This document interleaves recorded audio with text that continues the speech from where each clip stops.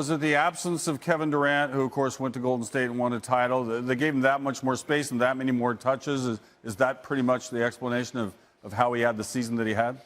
Well, some people are going to use it. You got to also look at the high level of motivation that he possessed. Kevin Durant flat out disrespected him by departing from Oklahoma City because it gave the impression that, you know what, I can't win with Russell Westbrook. And that's the kind of shrapnel of criticism that Russell Westbrook had to be subjected to throughout this season, where he was answering question after question after question until he got so acerbic that people knew better than to ask him. But in the end, having that chip on your shoulder, wanting to prove that you were a legit bona fide superstar in this league was mission number one. It's not his only mission because he's a winner and he's going to strive to try and capture a championship. But it was somewhat, similar to Kobe Bryant when Shaquille O'Neal left. Kobe Bryant wanted to establish that he was nobody's little brother, that he was that dude. And I think that that's what Russell Westbrook was doing this year. But in the end, Kevin Durant ended up winning the title in Golden State. So the move looks sublime where he's concerned, and Russell Westbrook still has a mountain to climb because Kevin Durant got the most important award, and that was a championship trophy. Russell Westbrook is still searching for that. Paul George becomes a free agent next summer. He's already indicated he doesn't want to stay with the Pacers. So where does George wind up?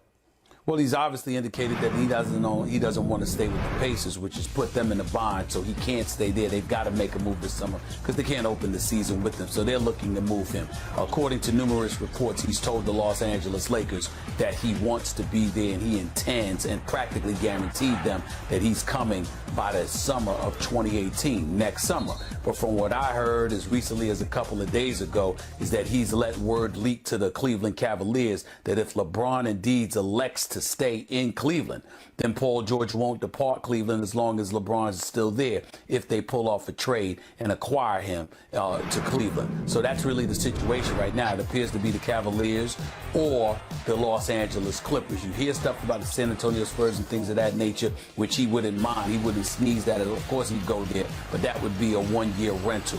Whereas with the Cleveland Cavaliers, it appears it would be more than that if LeBron James stayed. But his ideal landing spot would be the Los Angeles Lakers, despite the fact that they're not contenders right now. Is this what the Lakers fans and the Southern California experience can come to expect for the foreseeable future?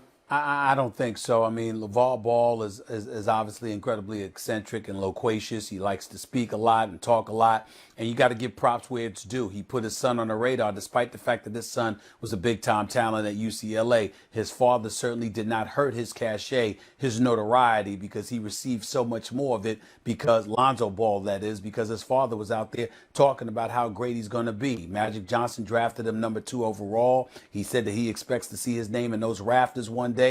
Showtime is considered en route to being reinvigorated. So you got to take all of those things into consideration, give the man credit where it's due. But I think ultimately when it's time to play basketball, it's going to be about what Lonzo does in that purple and gold. And it's going to be how Magic Johnson evaluates him. His father's not going to be able to talk his way out of anything if his son does not perform at an elite level, because obviously he's got a huge target, a huge bullseye on his back because his father has talked so much about him. Plus, he has the expectations of Laker Nation because you haven't seen a point guard like this in Los Angeles, arguably, since with the Lakers, that is, because Chris Paul is big time. But you haven't seen it in a Lakers uniform since Magic Johnson departed. That's how people are looking at this. There's huge expectations on the shoulders of Lonzo Ball, and he's got to answer the bell. It's just that simple. This is the Stephen A. Smith Show podcast. I'm Stephen A. Away from the world of sports for a second. Top news stories in the world. Leading story by the Washington Post. Obama knew about Russian hacking on the part of Vladimir Putin, president of Russia, as early as last August before the election. Didn't say anything. And an ex-Obama official is quoted as saying, "We choked on the Russian hack." Obviously, the former president was mindful of influencing the election in any way. Didn't want to come across as doing that. Some people felt like he should have spoken up, blah, blah, blah. Just thought I'd throw that out there. Back to the world of sports. Listen, I don't believe for 1 second that the San Antonio Spurs were going to trade Kawhi Leonard. But according to my sources, they did call the Knicks. They did call Phil Jackson about Kristaps Porzingis. Phil Jackson was never going to trade Porzingis. Not at all, ladies and gentlemen. But he did want to see what value was out there for his Latvian burgeoning star. And if the San Antonio Spurs are calling you and entertaining the prospect of Kawhi Leonard moving on, it says two things. Porzingis has extreme value, and the San Antonio Spurs evidently don't believe they have much of a shot against the Golden State Warriors. I find that very hard to believe. During that time, approaching the draft and with all those trade rumors percolating, people have conversations and just, entertain anything. San Antonio did that. That is what my sources tell me. And I promise you, especially on this story, they are incredibly reliable. 866-729-ESPN. It's 866-729-3776. Let's go back to the phones, man. Mustafa, you're live with Stephen A. Talk to me, man. That's Stephen A. Big fan. Thank you, man. Go ahead. So what does Phil Jackson have to do to make you happy? Like not leaving. Don't say, I want to leave, I want to go. What does he have to do to make you think, wow, he's a great president, Deliver on your promise. You know good and damn well that you were hired to go out there and make the New York Knicks a coveted stomping ground. If the let me give you a perfect example of exactly what I'm trying to say, Mustafa, okay? Let's just say, for the sake of argument, Phil Jackson pulled off getting Paul George here, okay? Kawhi Leonard, people like that, right? And the New York Knicks struggle, I wouldn't be fazed. Do you know why, Mustafa? Because that's living up to your cachet. See, anybody can stick up the joint and get low and get high draft picks. Anybody could do that. Sam Hinkie should prove that. The key thing is, it's similar to what I said about Sam Hinkie, Mustafa. It's about going out there in the free agent market and making sure you market and establish yourself and the franchise you represent at a coveted stomping ground, which marquee free agents will consider. This is the Mecca. This is New York City. Kevin Durant wouldn't even sit down and have dinner with you. Neither would LeBron James. When everybody was talking about where LeBron James is going after this upcoming season, everybody says L.A. Then when people ask, why not New York? They said LeBron James will never come to play for Phil Jackson. You're an 11-time champion. Why is that? That is the kind of stuff that gets to me. The job that Phil Jackson is doing, even if there's incremental improvement, Mustafa, says nothing. Because you're not doing anything that anybody else can't do. You're the 11-time champion. You're the guy with more rings than you have fingers. You're the individual with those championship credentials, which players supposedly covered. Why won't they even talk to you? That's what I want. Does that answer your question? Kind of. Kind I don't know, man. Bye. Yeah. Go to bye. You're lucky I didn't tell you to go to hell. I was tempted to. The hell you mean kind of? You asked me a question, I answered it directly. I gave you the direct answer. What do you think Magic Johnson's doing right now? It's not just about Lonzo Ball. Magic Johnson is reestablishing a culture, and it is clear his number one priority is to make the Los Angeles Lakers a coveted destination and landing spot. It is absolutely clear. That's what he's doing. He ain't talking culture and triangles and all of this stuff that nobody cares about. Magic Johnson is talking about the Lakers. Magic Johnson is talking about the purple and gold. Magic Johnson is talking about Showtime. That's the conversation that he's having. That's what he's talking about. When do you hear Phil talking about that? What have you heard come out of Phil Jackson's mouth that speaks to the Knicks being a coveted stomping ground for marquee free agents? When has that happened? That is the point. Steve in Sacramento, you're live with Stephen A. What's up? Hey, Stephen A. And you made me lose my train of thought by listening to you on the radio. I was going to talk about LeVar and Lonzo But the trade information that you gave out on Melo and George going to the Cavs, was Porzingis involved in that trade? Because you didn't say. Was that information you couldn't release? I'm sorry. What are you asking me again? I apologize. I don't understand exactly what your question is. Was Porzingis involved in that trade when Melo and George were supposed to go to the Cavs? Was he going somewhere? No. Not the trade? No. Oh, okay. Let me just say real quick about LeVar and Lonzo, because I know there's a lot of LeVar haters out there. Not here. I think LeVar is good for the NBA. I think he's harmless. I think Lonzo is real lighthearted with him. I think he laughs at him. He doesn't take him too serious, and I think LeVar is probably could get Dad of the Year. Well, you could say that. You could say, listen, I don't want to knock him because I think LeVar is a good man and he's been a good father and he deserves our respect for that. I do believe and suspect, however, that he's kind of intimidating to his children. And I don't see a Lonzo Ball that appears ready to stand up to Dad if necessary, if possible. Well, no, I don't think he'll do that either. I just don't think he's going to show the public that he takes him very seriously. I don't think he'll show that. Okay, I got you. I appreciate the call. Thank you so much. Let's go. You know what? Before I get to the next caller, let me say this. The Minnesota Timberwolves hosed the Chicago Bulls. That Jimmy Butler deal, as far as I'm concerned, makes Jimmy Butler and the Minnesota Timberwolves a playoff team. And what do you have to show for it? Zach LaVine is coming off an ACL injury. I like him, but he's coming off an ACL injury. Don't get me started on Chris Dunn. We don't know much about him yet because his rookie year wasn't strong.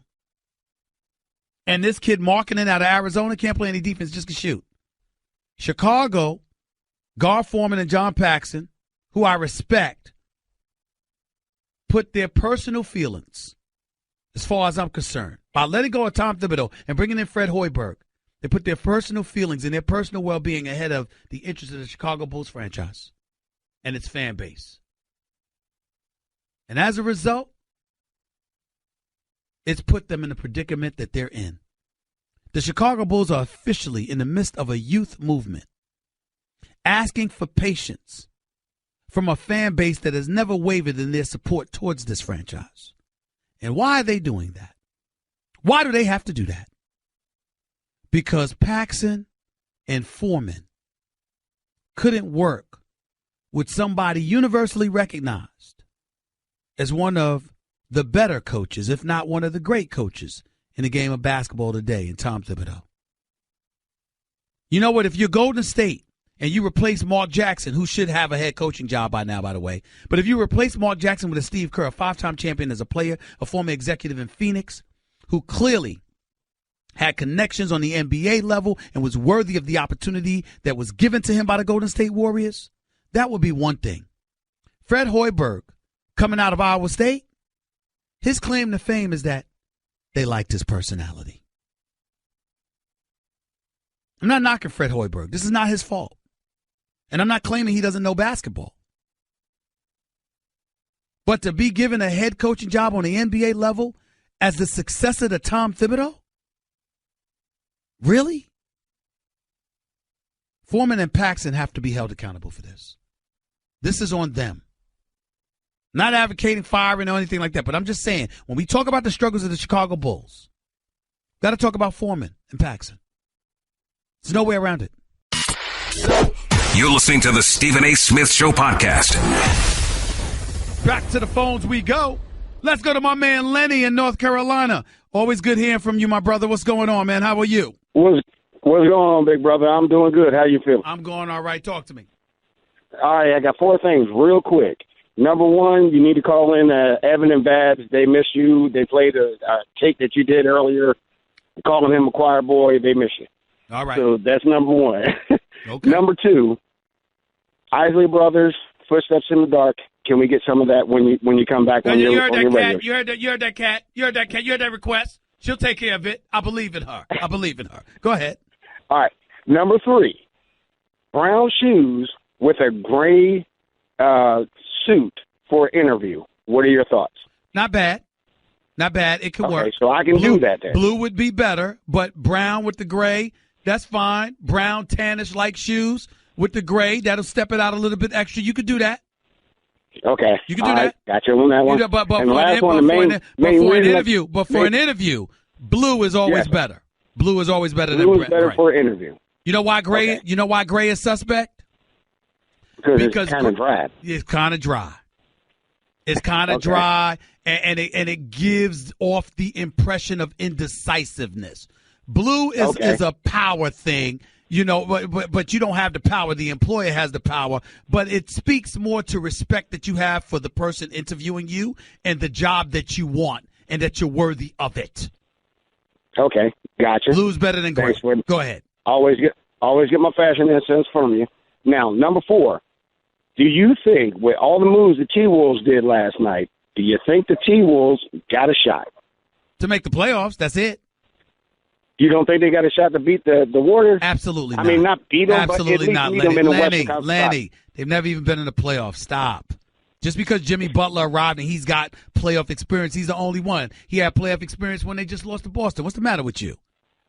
Andrew Wiggins is a baby. Andrew Wiggins is a baby. Carl Anthony is a baby. Give them time. I think they'll win about 45 games. They'll make the playoffs and go home. All right. That's all I needed, brother. All right, man. Take it easy. Let's go to CB in Pasadena. You're live with Stephen A. on ESPN Radio. What's up? Hey, Stephen A. 17 straight threes, A. Smith. What did I tell you about doing that? Just Stephen A. Stop with the hyperbole, bro. Come on now. Let's go. Okay. All right, my bad, Stephen A. All right. But, you know, I'm so fascinated because it was scientific. And what I've learned when I went to the Clippers, they had something down there at the sports arena in Los Angeles. And so they had a party, you know, a draft party. And so, you know, they were going to take big country. But what I've learned through this draft, people are maneuvering players is beautiful because they may pick a player, but that doesn't necessarily mean that you will stay with them. Now, on the Ball situation, I think this is fabulous for the Lakers. I feel sorry for Russell, but he kind of snitched my boy out, Swaggy P. So I don't know what that was, you know. That was a cold thing, Stephen A. But I really was enthralled with it. And, you know, with Fox and also Jackson, and you got some Maserati type of players out there that I think will help some teams. But this is it, I think, Stephen A., is that you've got some of the top-tier teams, and you have the middle teams, and then you have some lower teams. You know, I think the Clippers are kind of a middle team. I think they'll maybe progress with Jerry West getting there. Matter of fact, he had a fabulous interview. I like Jerry West. He's very cerebral, just like yourself. But I truly believe that, you know, still you have to climb that mountain to get through Cleveland and Golden State. They're kind of the cream of the crop. Now, LeBron is extraterrestrial in his play. He was fabulous. I got to admit to you, bro. I got to admit to you, CB, you just talking. You ain't making a point, my man. You seem like you indecisive about what you really, really want to say. What's the number one reason you call? What's on your mind about this draft? The number one reason is, to really be honest with you, I'm packing my bag now. I think I'm going to Vegas because I'm a Raiders fan. I appreciate that, and I'm jealous of you because the weather's beautiful out there. But what's the number one reason you call? Give it to me. Okay. The number one reason, Stephen A., what do you think about the Lakers situation and their manipulating their draft picks to try to build a team that at least, you know, is competitive? Well, I like it. Listen, I believe in Magic Johnson, and I appreciate the call, CB. Thanks a lot. I believe in Magic Johnson, and I'm going to give Magic Johnson the benefit of the doubt because he deserves it. I got to be honest with you, no disrespect, but I just don't want to hear from Rob Pelinka right now. I wanted to hear from Magic Johnson last night, and I want to see what Magic Johnson's going to do in free agency. After that happens, then I want to hear from Rob Pelinka. But in terms of resurrecting Lakers lore, after the damage Jim Buss did to this franchise, everything is about Magic Johnson and what he's doing. That's just where I'm at with it. He deserves the benefit of the doubt. Tommy, you're live with Stephen A. on ESPN Radio. Hey, Tommy, how are you? Hi. How are you? How are you? Yes, this is Tommy. I'm the one that saturates your page with the Stephen A. Love. I appreciate That's that. me. Thank you so much. Go ahead. Yeah, I do. That's what I call you. So if anyone call you that, that's my trademark. What is it again? Stephen A. Love. Stephen A. Love? Stephen A. Love, Stephen yeah. A. Love. All right, I can live with that. I can live with that. I'm Tommy on your Twitter, Tommi. All right. I'm in Maryland. Okay. And I have been listening and loving you since 1997, and and probably beyond. So I just really admire all that you do. You're Thank just you. amazingly, just immensely a great person. Thank you so much. So I map all my meetings around First Take. So I know you like for people to get to the point. So that's my point. But sports related, I do like University of Kentucky. I admire Coach Cal. I think he's great.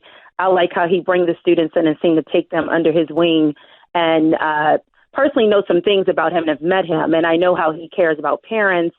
So I guess with him having so many in the draft, how do you feel about his coaching skills and what he, provides for his players? As a person, listen, John Calipari I love him personally, but let me say this to you. Let me say this to you. He and I go back more than 23 years. When I was covering Temple, he was at UMass, and I had to cover them. And one of his lead assistant back then was a guy by the name of Bruiser Flint, who ultimately departed to go and be the head coach at Drexel.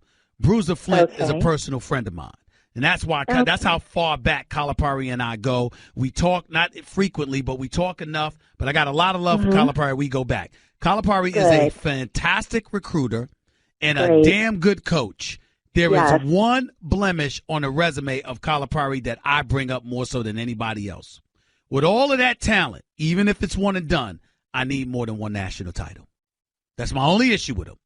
I need more than one national title. He goes to the Final Four. He's in the Elite Eight. He's constantly knocking at the door. But I need more than one national title on the resume of John Calipari. When you look at DeMarcus Cousins, the John Walls, Anthony Davis delivered the national title. There's no question about that. And you look at the Malik Monks and the De'Aaron Foxes of the world and everybody in between. He's had too many great freshmen, even though they're freshmen, too many great All-Americans to have just one national title. That's it. That's my only knock on Calipari. I love what you said about his character, because that's how I feel about him. I met him originally when he was with Memphis University. My friend Rod Strickland was coaching, assistant coaching with him. Whoa. Now you know Rod Strickland is my brother. That's my dog. Tommy, that's my dog right there. Great. Rod Strickland is my man. Last September. He's great. He's wonderful. So I'm glad about that. I'm about to see him in a few weeks. I'm about to see him in a few weeks in Florida. I'm about to catch up with him. Well, yeah, I'm supposed to see him before July 9th. His birthday's on the 11th. Yeah, he did great. I wish he got you're more my excitement. I want to see you. I saw Herm Edwards at Sagamore. I got you. Kevin Plank's Under Armour event, and I told him, I said, I need to meet Stephen A. Okay, Smith. you will, Tommy. I'll make it happen because I got to run, but I do need you to help Rod Strickland get rid of some of that gray hair. He's got a lot of that now. He's got a lot of it, Tommy. He's got to get rid of some of that gray hair. Guess what? You're in the middle of the Stephen A. Smith Show podcast. Damn it, I mean it! Mike in Denver, you're live with Stephen A. What's up, big baby? How are you, man? Man, I'm doing good. How you doing, I'm brother? all right. How's the family, man? Everybody doing fine, man. And Fatty told me to especially, man, keep up the good work. He loves you, and he know you praying for you, and he praying for you too and your family. Thank you, bro. Go ahead, man.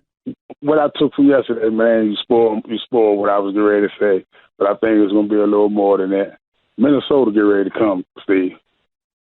Minnesota getting ready to come. They're coming. Man. But they have not arrived. They get ready to come. I mean, they ain't there yet. Right. But with Jimmy Butler and the goodest coach Tibb is, he gonna get two integral parts. We got to be accepting. We got to put things in perspective about Tibbs. All right.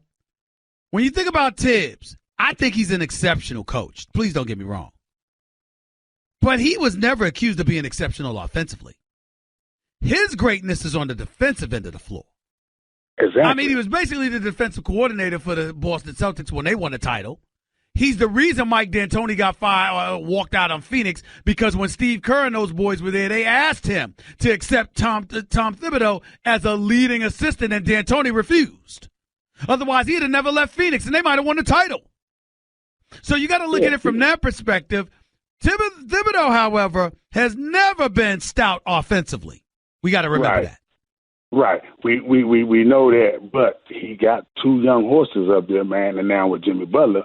And like you said, they ain't ready yet. They're going to make the playoffs. They're going to make the playoffs, and they're going home. Yeah. We're talking 2-3 years down the line. Yeah. Let's see what else they do, because you got to go and get some other dudes in free agency and stuff like that. Yeah. They're doing all right. They're doing all right. And then yesterday again, Phil Jackson, I know he made you sick again. Like you said, all them people sitting there, Dennis Smith, Malik Monk, and, man, you pulled the trigger on this guy. I'm going to be honest with you, man. I ain't sold on them guys across that water, man. I ain't sold on them, man. Every now and then one of them blossom, but come on, Phil Jackson. We'll see what happens. I will say this, though. The jury's still out on this kid. Let's see what Tilakina is capable of doing. And I would prefer that it would have been Dennis Smith Jr., but I'm hearing there were some things in his background that made folks scared of him. Then you got Malik Monk. Phil thought about grabbing him, but ultimately passed. So I'll look at it and I'll say, okay, we got to go from there.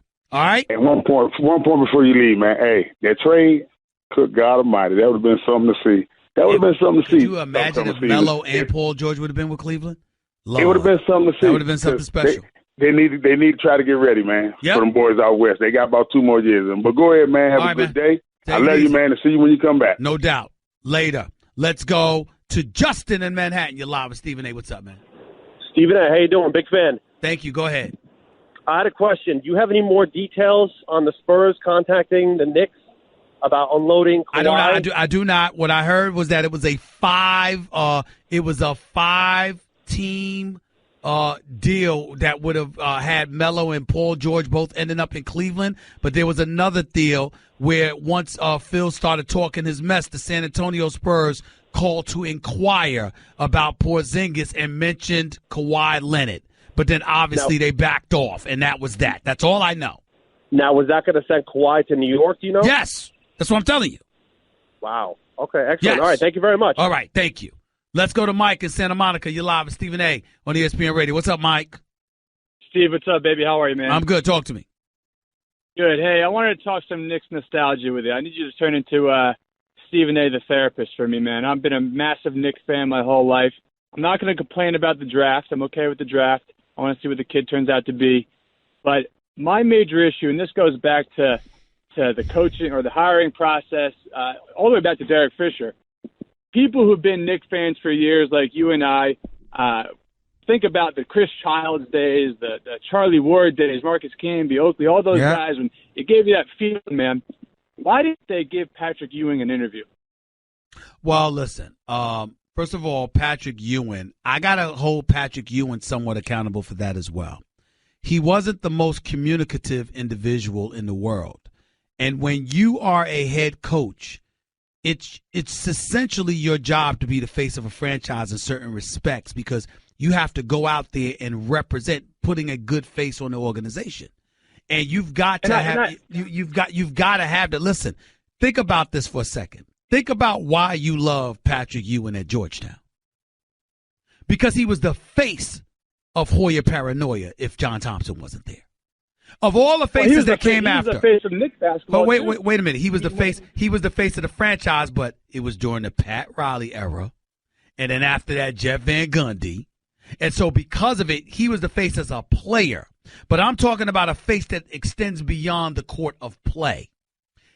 Patrick Ewing's mystique was so large at Georgetown, no one could say anything when the Hoyas brought him on as head coach. Didn't even think about it. Any more than you thought about it when Chris Mullin ended up at St. John's. Because it's Chris Mullin. You understand? If it ain't Luke Cornaceka, why not make sure it's Chris Mullin? But when you talk about the pro level and the business of basketball, now you got a different challenge. And your lack of communication and your unwillingness to be more media friendly resonates with sports franchises, because basketball, meaning on-court play, isn't the only place they make money. Consider this, Mike. The New York Knicks, by and large, have stunk, for the most part, since 1999. But they still make more money than anybody. So that tells you it's more than just your performance on the court. You feel what I'm saying? Huh, Mike? One thing I need, man, I need to get back to that feeling, man, that I hate to say it, but Linsanity was the last time I felt really good about the Knicks, excited to watch the Knicks. I haven't had that feeling.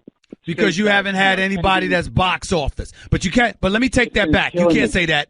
When Mike Woodson became the coach, and they had acquired before Mike Woodson became the coach, when Carmelo Anthony first arrived from Denver, you did have that feeling. Come on now. That was exciting. But what did we get? An 8 seed? We got blown out by the Heat. No. I'm talking about before. No. You lost in the first round. But then the very next year, D'Antoni was gone. Mike Woodson took over. You won 54 games and lost in 6 to Indiana. And you should have won that series. Yeah. Last thing, Stephen A., what do you think happens to Carmelo? Does he play this year? Does he waive his Carmelo, no-trade clause? I believe Carmelo will be gone. I don't know where, but I believe he will be gone from the New York Knicks and will end up in Cleveland or with the Clippers before the season begins. That's my personal belief. I do not know anything as of yet, but that's my personal belief, Mike. And that's the best situation for both the Knicks and or Melo. San Antonio. I wouldn't count on San Antonio either. Those are the 3 teams. Yeah. Okay, Kevin, for the grand prize of $1 million, what color is the White House? I know this. 5 seconds. Oh, switching to Geico could save you a bunch of money on car insurance? Okay. Judges? That's true, Kevin. They'll allow it. Congratulations. You're a winner. Woo! Geico, because saving 15% or more on car insurance is always a great answer. Guess what? You're in the middle of the Stephen A. Smith Show podcast. Damn it, I mean it!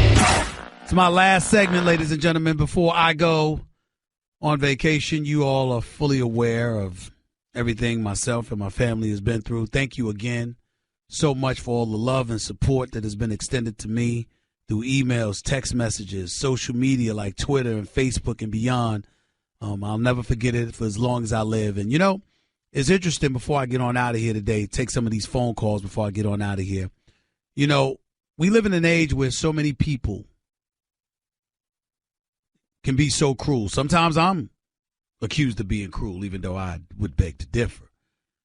But I remember, you know, one of the things that I will always remember most, that I will always stay with me, when my mother passed away and my family convinced me to show back up for Game 3 of the NBA Finals.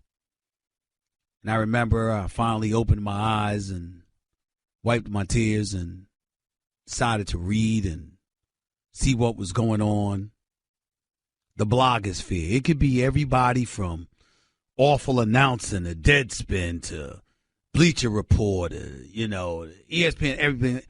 It could be the fans and the hecklers and everybody out there.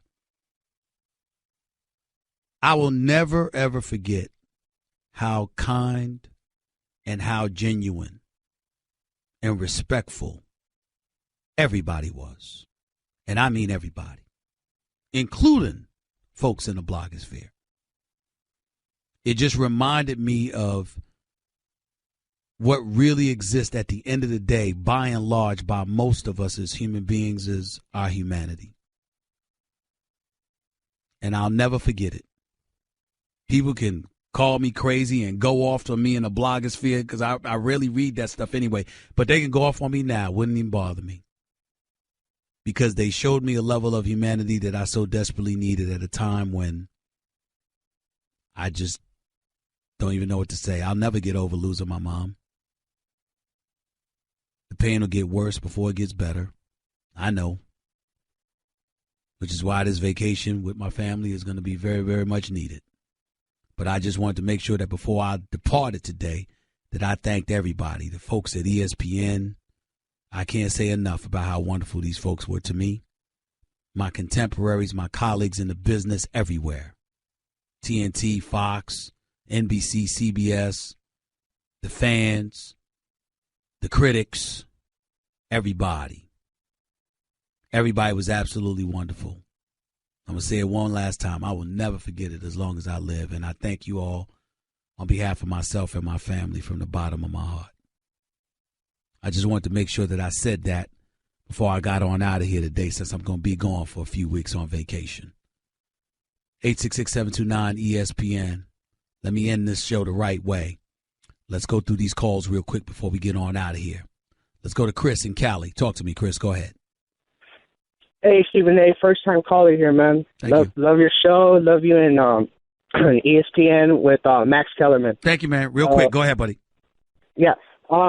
Everybody should be excited about Lonzo Ball going to the Lakers, but my family loves Lakers, and they always trip on me why I became a Sacramento fan. And for the first time, for all the Sacramento fans, we should be excited of what we got. Now, that being said, I need you to hurry up, bro. Go ahead. Yeah. Do you think in a few years the rivalry Sacramento and Lakers will be at what it was in the early 2000s? I don't know. It depends on what Vlade Divac's able to do with this team. But picking up De'Aaron Fox is a huge, huge step in the right direction. And Harry Giles, by the way. Huge step in the right direction. Yes. Appreciate the call, man. Kenny in New Jersey. Talk to me real quick, Kenny. Go. Hey, Stephen A., I know you don't have much time, so I want you to take this on vacation with you, man. I know you're a very successful person, very smart, college-educated person, but I would take this time right now to give that credit to your mom. And I want to thank her for bringing you into this earth, because she's my inspiration, man, and I learned a lot from you, Stephen A. So sports and all that is cool, but I just wanted to take that time out to say that, the credit for what you are today, man, that's your mom. Of course. And I want to thank you and her, man, well, listen, for that. It's God and my mother. No question That's about right. it. My mother, That's right. my mother was the greatest. Thank you so much for that, man. I appreciate it, man. You have a wonderful weekend. Joe in Long Island, you're live with Stephen A. Real quick, Joe, go ahead. Quick question. What do you think the Timberwolves will do now with Ricky Rubio now that they have traded for Jimmy Butler? I think they're going to keep him. Playoff? I think they're going to keep him because they don't have a point guard. I'm just trying to figure out, because I feel like whenever he's on the court, it's just so hard because I feel like he can't shoot threes. Well, he can't shoot threes. He can't shoot threes, but what he can do is run a team and pass that damn basketball. And between Wiggins, Butler, and Karl Anthony Towns, he's got enough people to pass the ball to on offense. He has to improve his defense, though, and if anybody can help him in that category, it would be Tom Thibodeau. After all, Tom Thibodeau held on to him and let go of Chris Dunn, so it shows you how much faith he lost in Chris Dunn. Got to run, but I appreciate that call. Thank you. Donald, you're live with Stephen A. on ESPN Radio. Real quick, Donald, go ahead. What up, Stephen A. Smith? Man, I'm in Milwaukee. I just want to know what you think about this pick that the Bucks picked, because I don't know who this guy is. I'm not high on DJ Wilson. I know he's got promise, but a lot of people got questions as to whether or not he should have been that guy. I will tell you this, though. The Greek Freak with the return of Jabari Parker, with this kid Brogdon out of Virginia who had a really good rookie year, who may end up very well being the rookie of the year. I mean, this could, with Jason Kidd coaching this team, I like what I'm seeing from the Milwaukee Bucks, and I think their upside is great. I'm not going to dismiss them by any stretch of the imagination. I'm a huge Jason Kidd fan, and I think that you're in good hands. William Mustafa, sorry I couldn't get to you, but it's good that I didn't, because I don't feel like depressing myself by talking about the Knicks, Mustafa. And Willie, as far as your Bulls, I don't know how much faith you have in them right now. I'm signing off. I'm on vacation for the next few weeks. Thank y'all all for the love and support. I'll see you when it's time to talk about some football. Peace and love, everybody. That's just a sample of what you'll hear on the Stephen A. Smith Show. Weekdays at 1 p.m. Eastern on Sirius XM Channel 80 and the ESPN app.